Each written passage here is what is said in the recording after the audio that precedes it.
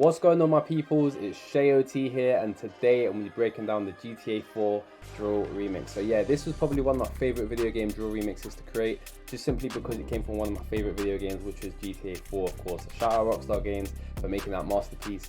But yeah, man, the TikTok edits, YouTube edits were crazy with this one. Love them. All the video game edits and stuff like that. So I'll link those in the description below so you guys can check them out for yourselves. But yeah, a huge project because I had to recreate a lot of the themes and that and the melodies from GTA 4's theme. But yeah, we're going to dive into it. I'm going to play the beat for you guys first, and then yeah, we'll get into the individual layers.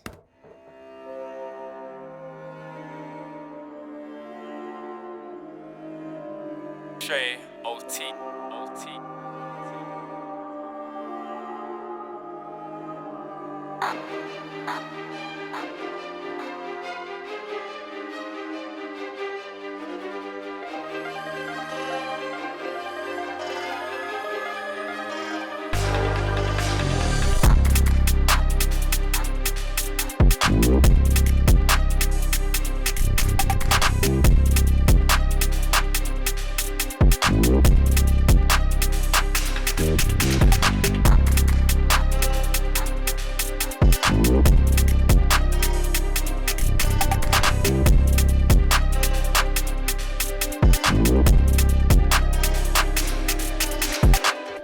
So yeah, that's the beat. I'm going to play the switch up a little bit later because there's more that I want to dive into on that part. But yeah, that's the beat right there. So yeah, for the violin sounds, I actually recorded on my old computer. So I can't show you guys the plugin on here because it doesn't format properly. But the plugin that I used was called Fingerprint. So I used that in my last video as well with the Verena Barrage drill remix.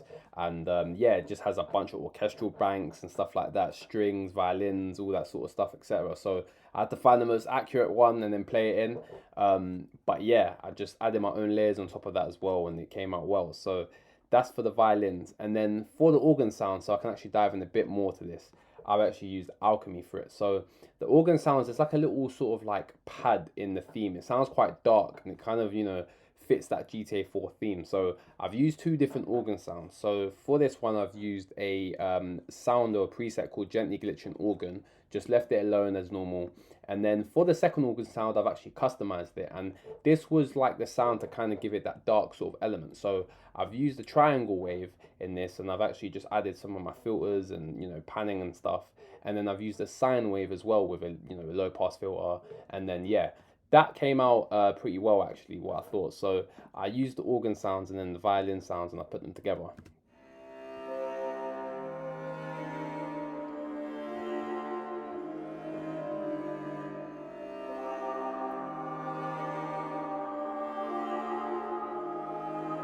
You can hear that choir sound as well that I also recorded on my old computer. So also there's this harp sound in the theme that's like slightly panned, and what I've actually done is I've taken a preset from one of my harp sounds in my old computer, and I've also combined that with my own sound in Alchemy. So I've created this harp sound literally from white noise, which was like a difficult and tricky thing to do, but I got there in the end with it. So yeah, literally the filter that I used that created the toning is called Comb PM, and this was like something that I just randomly discovered. It wasn't a thing of, you know, I knew how to do it, but I'll play it with you guys without the filters on top, and then I'll play it with you with to kind of hear what it would sound like. So this is just white noise, pure white noise, and then this is with the filter on.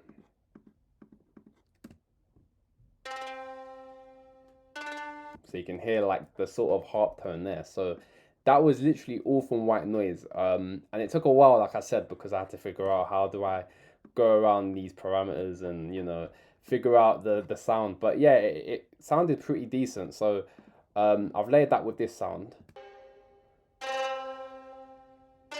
Just make it a bit more full and wider. So yeah, there's also like this side to side sort of arpeggiated pattern sound that you can hear within the theme as well. So within Alchemy, I've tried to recreate this as accurate as possible by basically taking this existing preset, and then I've modified it to my own liking. Coming over to the arpeggiated section here, there's the step sequencer and the multi-sequencer. So I've actually chosen the multi-sequencer for this. And then what I've done is I've actually customized each individual note within that pattern. So I've got this sequence here, plus 17, plus 19, 15, and 12. and so on, and it carries on throughout the whole pattern. And yeah, that was probably one of like the more challenging sounds to recreate, but it was really cool, and it kind of just shows like the in-depth features that Alchemy has that a lot of people might not know. So yeah, man, this plugin is probably one of the more underrated plugins within Logic for sure. So yeah, but that basically all of that together, this is how it comes out.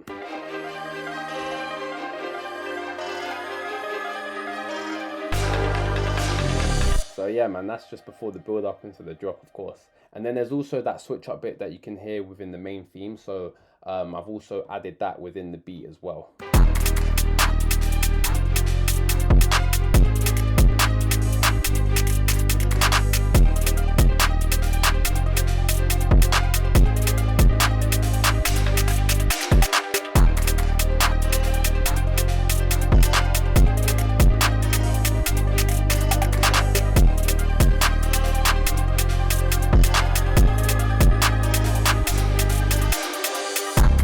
Yeah, I've just switched up that violin pattern that you can hear. So yeah, let's dive into the drums. There's a lot of sounds that I've used here. So with the 808s, I've just used the sampler, EQ, phase distortion, overdrive.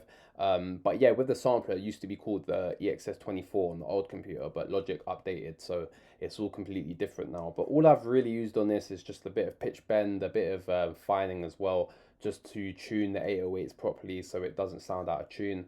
But I haven't really touched any of the parameters at all other than that. So yeah, but usually I like to use phase distortion as well a lot. It kind of just changes the sound of the 808.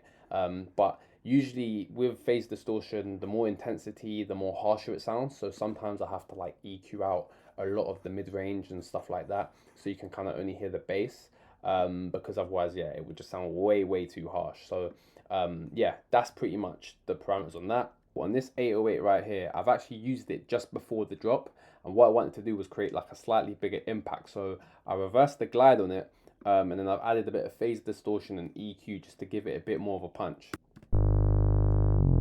So yeah, it sounds like a little bit of a nosedive just before the start of the beat, so I just wanted to add that in as like a cool feature. And then the kick here, just my kick as well. I've just used overdrive. I haven't really touched any parameters for the kick. So yeah, because I don't want to distort it too much either, because it sounds pretty much like a drill kick on its own. And then for the hi-hats, I've used 4 different sounds. So I've got a hi-hat, shaker, and a drumstick, just with some simple EQ on top. And then I've actually just ended up, putting them layers together just to make it sound better. And then for the 4th hi-hat sound, I've actually got delay designer on it. So I've actually created my own sort of pattern here with a preset. So I've got a dotted filter pattern, but I've customized it. So the panning on it, for example, will go left to right every time you hit the delay. And then I've adjusted the dryness and wetness. So I'll play it to you so you can guys hear what it sounds like. So it goes from left to right. There's a bit of variation in that. So yeah, that was for the hi-hats. And then for the clap and snare sounds, it's the same as my other remixes as well that I've broken down. And then I've just added some stereo spread to make it wider, and then a bit of EQ as well to clean it up on the snare. And then for the rest of the sounds, I've just added like bongos, clicks, claps, open hats as well, just to give it a bit more of an extra groove.